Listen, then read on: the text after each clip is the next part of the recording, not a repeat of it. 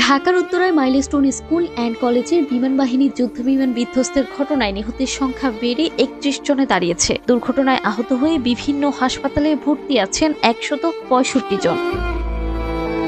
মঙ্গলবার দুপুরে আন্তঃবাহিনী জনসংযোগ পরিদপ্তর এক বিবৃতিতে এ তথ্য জানিয়েছে।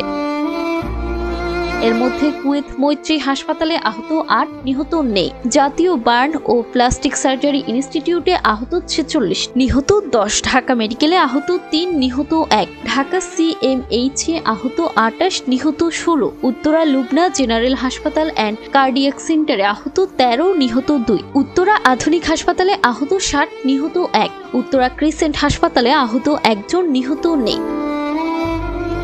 এছাড়াও শহীদ মনসুর আলী মেডিকেল কলেজ হাসপাতালে আহত ১ জন, নিহত নেই।